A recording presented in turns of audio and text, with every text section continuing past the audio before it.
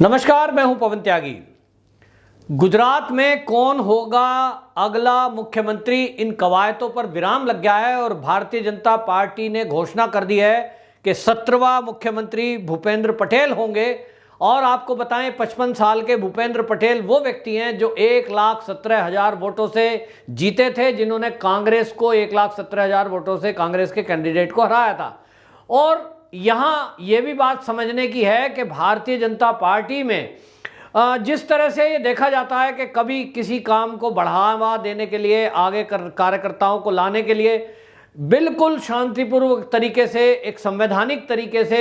चुनाव होता है और आखिरी पलों तक भी सारे मीडिया चैनल्स केवल कवायद लगा रहे थे, ये हो सकता है, वो हो सकता है, लेकिन आखिरी टाइम तक भी कोई निश्चित रूप से नहीं कह सकता था कि पार्टी किसको जिम्मेदारी देगी। और एक नया चेहरा, एक नई चर्चा जिसके बारे में हुई शुरू। अब आप देखिए, भूपेंद्र पटेल यूं तो आरएसएस बैकग्राउंड के हैं और वो अहमदाबाद अर्बन डेवलपमेंट अथॉरिटी के अध्यक्ष रहे हैं और संघ के कारण संघ पे अच्छी पकड़ है, कार्यकर्ताओं पर पकड़ है, पार्टी के अंदर भी उनकी अच्छी खासी पकड़ है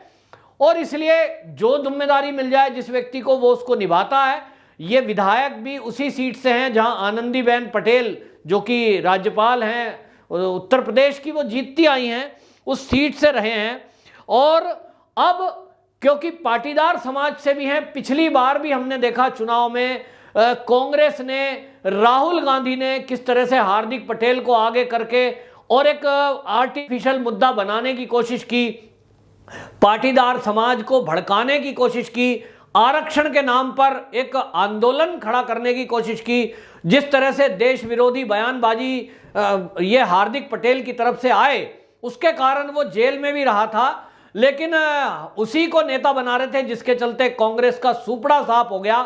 अब जो पाटीदार समाज है, ये जितने इलेक्शन हुए हैं, चाहे वो 17 का चुनाव हो, चाहे वो फिर नगर निगम के चुनाव हुए हों, उन सब में भारतीय जनता पार्टी ने ही बढ़त बनाई है। और इसलिए जो विपक्षी नेता हैं, चाहे उसमें आप पार्टी है, चाहे कांग्रेस है, अगर वो ये कह रहे हैं कि साहब उनकी वजह से बदला हुआ है, तो ये वो मुंगेरी लाल का सपना है। क्योंकि भारतीय जनता पार्टी अगर कहीं जीत सुनिश्चित अगर किसी राज्य में है तो वो गुजरात है, क्योंकि वहां से मोदी जी आते हैं और वहीं से अमित शाह आते हैं। और जितना काम भारतीय जनता पार्टी ने वहां किया है, यानी मोदी सरकार के टाइम से जो विकास के काम शुरू हुए हैं, वो एक रोल मॉडल की तरह है। आज भी भारत में कोई प्रांत ऐसा नहीं है जहां इस तरह का रिवर फ्रंट हो, जहां इस तरह की सड़कें हो, कानून व्यवस्था को ले लो। अब जो है उत्तर प्रदेश उस तर्ज पे चल पड़ा है, लेकिन अब से पहले गुजरात मॉडल की हमेशा बात होती रही और मोदी जी उस गुजरात मॉडल की वजह से ही प्रधानमंत्री के लिए जब टिकट लेकर आए थे और प्रधानमंत्री के चुनाव में पहली बार 2014 में उतरे थे मैदान में, उस समय जिन लोगों को मोदी जी विकास की बात करते थे, उस समय उस मॉडल को आगे रखा गया कि अगर देश का प्रधानमंत्री ऐसा होगा कि जैसा गुजरात के सीएम रहते हुए इन्होंने विकास के काम किए, तो निश्चित रूप से देश में तेजी से विकास होगा। और ये हुआ भी कि मुख्यमंत्री के बाद जब प्रधानमंत्री नरेंद्र मोदी बने, तो पूरे देश में गुजरात मॉडल की तर्ज पे ही सड़कें, विकास और कानून व्यवस्था, इन सबको लेकर तेजी से काम हुआ, जिसका परिणाम आज दिखाई दे रहा है। तो गुजरात में नो डाउट के कैंडिडेट कोई भी हो, मुख्यमंत्री कोई भी हो, वो 100% जीतते। लेकिन अब जबकि पाटीदार समाज का मुख्यमंत्री बना दिया गया है, इसके बाद तो पाटीदार समाज भी एक बड़ी संख्या, जो थोड़े बहुत लोग कांग्रेस में इधर उधर गए भी थे, वो अब सब भारतीय जनता पार्टी के पास होंगे। और निश्चित रूप से 2017 के जो चुनाव हैं, उससे भी बेहतर परिणाम अब इस चुनाव में आने वाले हैं। और जहां तक आपको बताएं, गुजरात वो जगह है कि मोदी जी के जितने भाषण आप देखेंगे या अमित शाह की कोई भी बात देखेंगे, तो आपको ज़्यादातर उसमें गुजरात की कहीं ना कहीं चर्चा मिलती है। और गुजरातियों का मान सम्मान जिस तरह से मोदी जी हर स्टेज पर, चाहे वो इंटरनेशनल लेवल पर भी हो, अगर विदेश भी जाते हैं, तो गुजराती समाज उनको पलकों पे लेता है। और उसका कारण है कि मोदी जी ने जिस तरह के विकास के काम और सब बाकी किए हैं, मेरे से तो एक छोटी बहन है, वो वहाँ अहमदाबाद में रही है, और मैंने उसको जब देखा, उसके मतलब हस्बैंड हैं वो कट्टर कांग्रेसी थे, और वो वहाँ नौकरी के लिए जब गए तो उन्होंने खुद ये देखा कि यार रात के 1:30 बजे 2 बजे भी कोई महिला वहाँ किस तरह से बाजार या कहीं किसी काम से अगर निकले, मतलब एक वहाँ अहमदाबाद में शो होता है, रात के 1:30 बजे ख़त्म होता है, वो ओपन हॉल एक मैदान के अंदर थिएटर है खुला, और वहाँ से 1:30 बजे शो ख़त्म होने के बाद वो फैमिली के साथ वापस घर आ रहे हैं सुरक्षित। तो ये जब उन्होंने देखा कि महिलाएं किस तरह से गहने पहने हुए हैं और उनको कोई छेड़ने वाला तक नहीं है, सोच बदल गई और एक कट्टर कांग्रेसी भारतीय जनता पार्टी का वोटर हो गया। ये जो लोगों की सोच बदलती है, ये कर्म से बदलती है। इसके लिए कोई जातिगत फैक्टर नहीं है,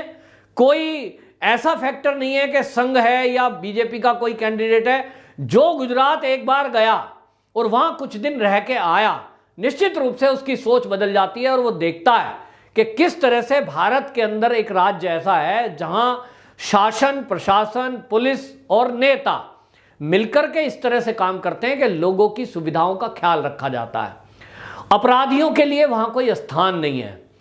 और जिस तरह से विपक्ष, खासतौर पर कांग्रेस, ये वहां हमेशा गोधरा और इस तरह की चर्चा करके दो समुदाय को आपस में लड़ाने और बांटने का असफल प्रयास करती है। वो हर चुनाव में कोशिश करती है। अब आप देखेंगे ओवैसी जैसे नेता भी हैं जो हमेशा गोधरा की चर्चा जरूर करेंगे, लेकिन वो इस काम में विफल रहते हैं कि किसी मुस्लिम को भी वो बीजेपी को वोट देने से रोक सकें। बहुत बड़ी संख्या में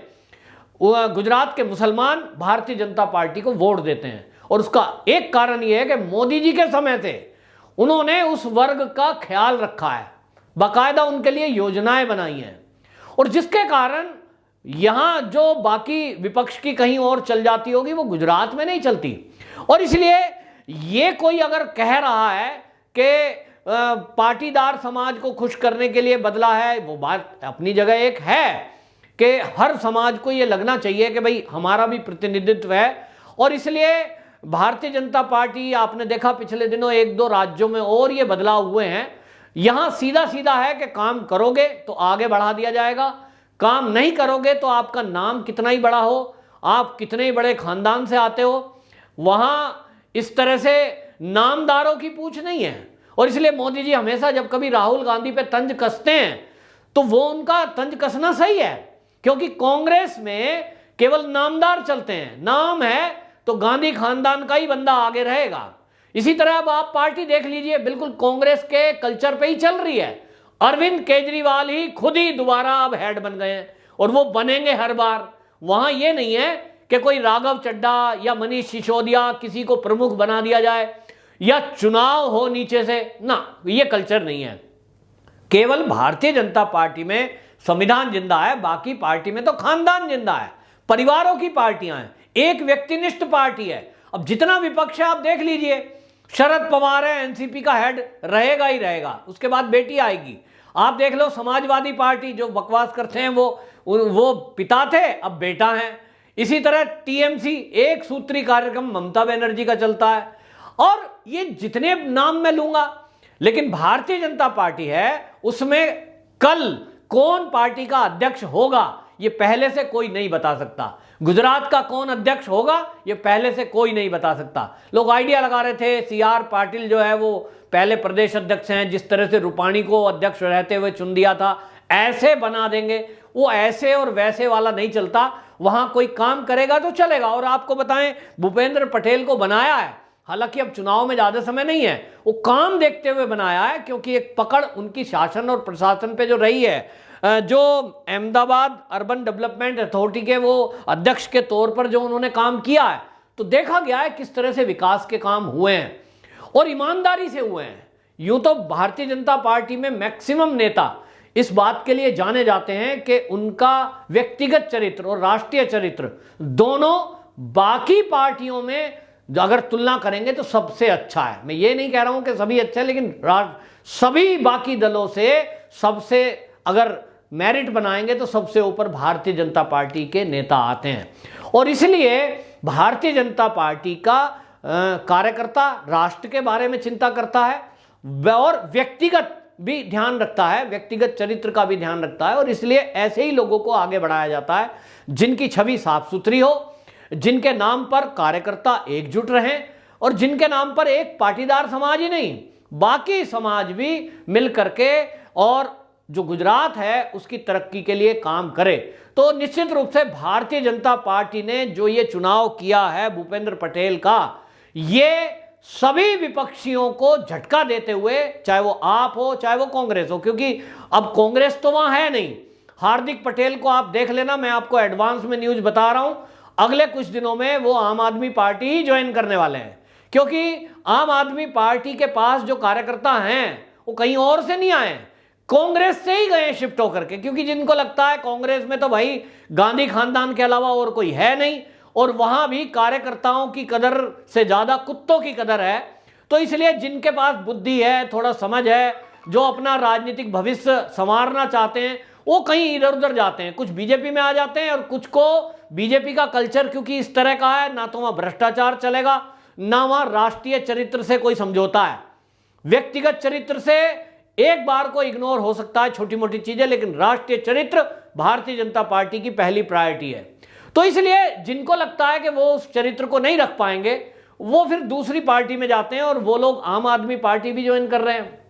कि साहब उस तरह के ईमानदार तो नहीं रह पाएंगे, तो चलो भाई इसी पार्टी को ज्वाइन कर लो। तो हार्दिक पटेल की जिस तरह की वीडियो फोटो आई थी, वो भारतीय जनता पार्टी में तो नहीं जाएंगे, लेकिन मैं बता रहा हूं वो आम आदमी पार्टी ज्वाइन कर लेंगे, और विपक्ष के तौर पर वहां कांग्रेस कोई नहीं होगा, आप होगी, और आप भी बाहरी लोग सब वहां जाएंगे। और गुजरात में पाटीदार समाज को जो भड़काने की कोशिश, नाकाम कोशिश ये कुछ लोग कर रहे थे, अब उनको इस नए मुख्यमंत्री के चुनाव से गहरा सदमा लगा है, और अब वो ये सोच रहे हैं कि अब हम क्या करें। तो अच्छा है, भारतीय जनता पार्टी 2017 से भी ज्यादा अच्छी सीटों से जीत करके अब वहां अपनी सरकार बनाएगी, ये आज निश्चित हो गया है। वंदे मातरम।